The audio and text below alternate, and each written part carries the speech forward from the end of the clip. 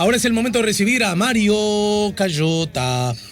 Si buscas un portón automático para tu casa o para la oficina, asegúrate que sea fuerte, que sea seguro, que sea práctico, que sea un SEA. Porque solo un portón SEA te asegura el mayor respaldo técnico, un service propio en todo el país y la garantía de todos sus productos. Ingresa en seaportones.uy o llama al 2601-2611. Si vas a elegir un portón, que sea un SEA. Hola Mario, buen día, bienvenido. Buen día, sí, muchas gracias. Bueno, ayer se cumplió el Día Internacional de las Víctimas de Desapariciones Forzosas, más conocido como Día Internacional del Detenido Desaparecido, y además en Uruguay las circunstancias quisieron que además coincidiera horas antes con la aparición de las actas del Tribunal de Honor a propósito de Gilberto Vázquez y todos sus contenidos y todo lo que está ocasionando, despertando, ¿no? Sí, exactamente. Y Alejandro, bueno, obviamente que el caso Gilberto Vázquez ha generado múltiples comentarios, ¿no? Y también está claro que yo podría ser muchísimos, no por ser un talento, ¿no? Sino porque, como muchos de los oyentes saben, la actividad que he desarrollado en este tema, ¿no? Ahora, sin perjuicio de que lo voy a hacer en próximos programas también, hoy Alejandro, quiero centrarme en un tema vinculado estrictamente con este, ¿no? Que modestamente considero que es central, ¿no? Ajá. Y que me parece no siempre se le ha dado la importancia que tiene, ¿eh? Corriéndose el riesgo de que, como dice el dicho popular, al mirar el árbol no atendamos al bosque que se está quemando, ¿no? Y voy a desarrollar eso sin perjuicio de los comentarios que voy a hacer, ¿no? Porque sin duda que conocer las declaraciones de Gilberto Vázquez, ¿no?, sobre los hechos ocurridos durante la dictadura que hemos sufrido aquí en el Uruguay, bueno, ha conmovido e indignado, yo no sé si a todos, desgraciadamente, pero a la inmensa mayoría de los uruguayos, ¿no? Y no tanto, pienso, Alejandro, no tanto por lo que contara, ¿no? Uh-huh. Sino en buena medida porque quien lo cuenta, quien lo contó, era, diríamos así, no solamente parte de lo que se hacía, sino uno de los que se hacía y además se jacta de ello. O sea, por eso, desde mi punto de vista, más que obviamente los hechos son horrendos, ¿no?, y que, como decíamos, han sacudido a los que ahora se enteran o toman más conciencia, ¿no? Yo pienso que lo más importante es que es la primera vez, recalco, que alguien que los cometió los reconoce, ¿no? Y ahora se hace público, ¿no? Porque el ejército no lo había dado a conocer, había dado a conocer el fallo sobre el tema que todos sabemos, relacionado con su fuga del hospital militar, pero no, estas declaraciones no las había dado a conocer, no las había comunicado. Pero dejemos eso, no quiero entrar en ese tema, por lo menos en este programa, ¿no? A mí me parece que el punto axial, como se dice, es que él legitima, no, en general, o se oculta, no se habla del tema, o se niega, Uh-huh. hasta se niega, ¿no? No, aquí la diferencia abismal e importantísima es que se reconoce y se legitima, quizás sí, de modo paranoico, a través de expresiones, yo diría, cínicas, expresa que le duele, pero lo justifica clarísimamente.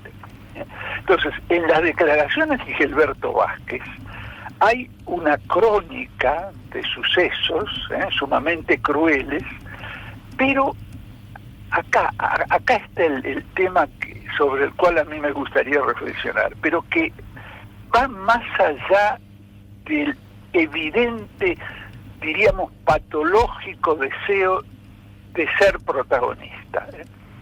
Detrás de esto, Alejandro, y le pido a los escuchas que también pongan atención en esto, existe una filosofía. Ajá. Entonces, sí, o sea, nuestra indignación frente a lo que cuenta, claramente, obviamente, es indiscutible, no debe de tener límite ninguno, ¿no? Al igual que nuestra solidaridad con las víctimas, ¿no? Que hoy justamente se recuerda en forma específica ese día, ¿no? Pero yo creo que sobreponiéndonos a ellas, ¿no? Y sin renuncia, ¿no?, a estos sentimientos, nos tenemos que preguntar si el justificativo para legitimar los hechos, porque se legitiman los hechos, se debe solo a la paranoia del que los confiesa, Sí. o hay detrás una filosofía que no solo los legitima, sino que los hace necesarios y los promueve. Y ahí está lo más grave de todo esto, si cabe hablar así. Entonces, a esta altura, Alejandro, uno puede preguntarse si puede existir esa doctrina, y debe responderse que sí, que existió, Esa filosofía existió, y se llama doctrina de la seguridad nacional. Uh-huh. Doctrina de la seguridad. Yo te confieso, Alejandro, que a mí me llama mucho la atención que actualmente se hable tan poco de esa. Prácticamente olvidó. Los jóvenes ni siquiera saben, jóvenes inquietos, jóvenes incluso que realmente con satisfacción para nosotros los veteranos se preocupan por los derechos humanos, no saben nada sobre esta doctrina. Yo se lo he preguntado, cuando esta doctrina resulta tan importante para comprender las dictaduras latinoamericanas que empezaron a surgir en la década de los años 60, ¿no? Ahora, yo sé, Alejandro, que alguna escucha, sobre todo los que me conocen, ¿no?, puede pensar, ¿no?, bueno, Mario, que es doctor en filosofía, por deformación profesional, quiere introducir el tema filosófico en esta problemática. Pero no es así.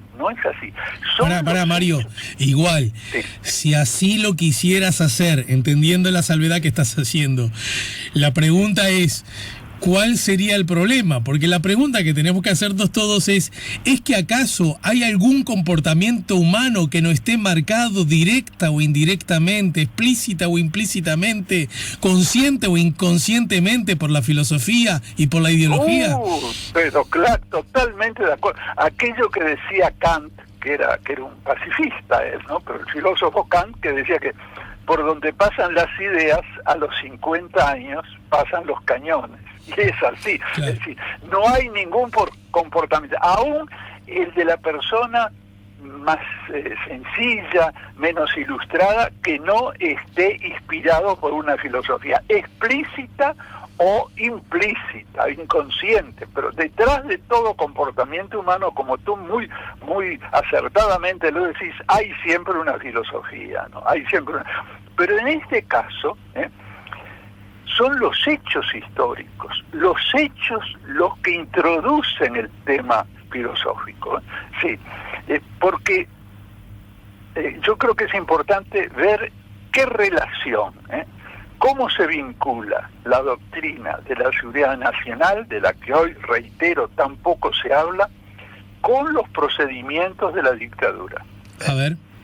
Que hoy, con razón, tanto nos espanta, ¿no? Bueno, en la década de los 60, e incluso antes, Estados Unidos comienza a difundir, por no decir imponer, la seguridad nacional.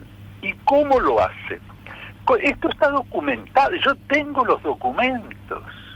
No es por jactancia, es para dar seguridad a lo que digo. Porque de esto poco se habla, ¿no? Entonces, vuelvo a la pregunta, ¿cómo lo hace? ¿Cómo hace Estados Unidos este adoctrinamiento? Con los cursos que empieza a dictar en sus centros, en esos centros se entiende de adoctrinamiento. Estos centros serán la Escuela del Ejército de los Estados Unidos, en Fort Gully, que estaba situada en lo que era la zona del Canal de Panamá, que todavía estaba en su poder, ¿no? Uno es Fort Gully, la otra, la Escuela de Guerra Especial de Fort Bragg, en Carolina del Norte. Sí. También el Colegio Interamericano de Defensa, establecido en Washington. Así, había una serie de centros en donde se impartía esta doctrina. Y por estos centros, cosa que ahora no suele decirse, por estos centros pasaron cientos y cientos de jóvenes militares latinoamericanos, y por supuesto que muchos uruguayos. Se decía que era para entrenarlos en el combate contra la subversión, y era verdad, ¿no? Eso. Pero además se les enseñaban los principios y teorías de la seguridad nacional. Yo otro lunes me voy a referir a cuáles eran estos principios y teorías, porque es importante volver a estudiar, ¿no?, este tema, pero era una doctrina.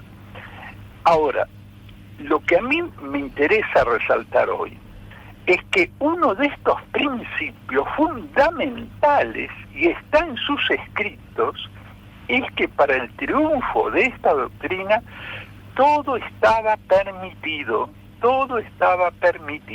O sea que las atrocidades que conocemos, ahora, que tanto nos sacuden con razón, bueno, más allá de la perversidad de quienes las cometieron, están inspiradas y legitimadas por esta doctrina. Había una práctica que después se quiso desmentir, pero con posterioridad se probó que era así, que a los marines, por ejemplo, se les daba, tú que hoy se habló de los gatos en tu programa, sí. Bueno, se les daba un gatito, se encariñaban, ¿no?, con la mascotita, y después se les mandaba que lo mataran, ¿no?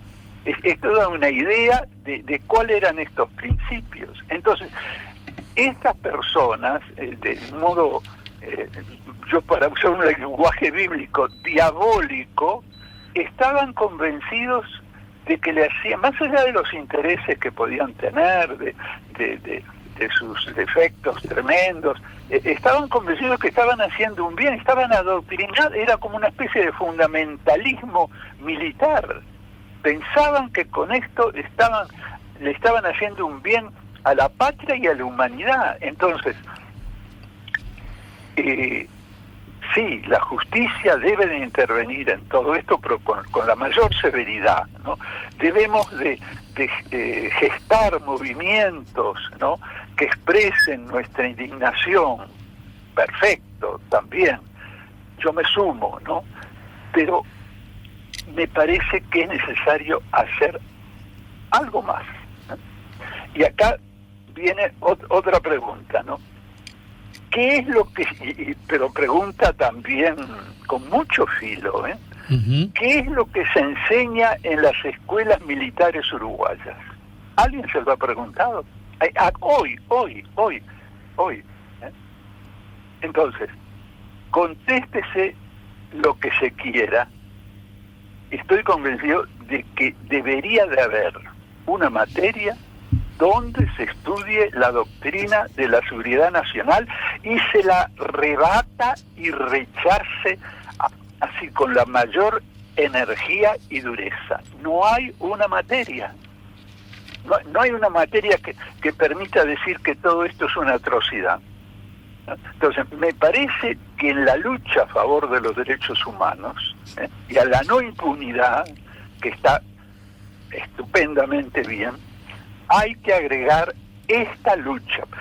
Hay que agregar una materia que debe darse para erradicar, diríamos, estos terribles síntomas que vemos ahora, bueno, hay que acabar con la enfermedad. Y yo, Alejandro, por todo lo que uno ve alrededor y ciertos resultados electorales, yo no estoy seguro de que esta enfermedad haya desaparecido. Y me parece que uno de los mejores antídotos es ¿no? Hablar de lo que es la doctrina de la seguridad nacional y condenarla, pero de manera hasta científica y filosófica. Y eso no lo hemos hecho, ni siquiera, y me incluyo yo, sí, me incluyo yo, ni siquiera los que hemos trabajado defendiendo los derechos humanos. Creo que es una materia pendiente. Estamos a tiempo, estamos a tiempo. O sea que yo los dejo, Alejandro. Yo sé que este planteo puede sorprender un poquito, ¿no? En este cúmulo de comentarios que están haciéndose ahora, que muchos son puntuales, importantísimos, pero que son puntuales, que son pasajeros, ¿no? Yo creo que este es un tema central y que tiene una importancia histórica, pero muy grande, muy grande. Sobre todo, y vuelvo a decirlo, porque además me preocupa que de la doctrina de la seguridad nacional no se habla. ¿Tú de algún modo entendés que la doctrina de la seguridad nacional sigue vigente? Sí, yo pienso que sí. Que por lo menos cuando se habla en una forma implícita, ¿no? Quizás que hasta subconsciente. Claro. Cuando se habla que lo que pasó fue en una guerra. Claro, claro. Y que en definitiva en la guerra se justifica todo, que es lo que decía la doctrina de la seguridad nacional. Le tranquilizaba la conciencia a esos jóvenes que recibían esos cursos, sí. Y esas prácticas. Mario, no quiero incomodarte, ¿verdad? Aunque, sí, como sos lobo viejo, es difícil que te incomodes, pero... No sé si lobo, pero viejo, sí.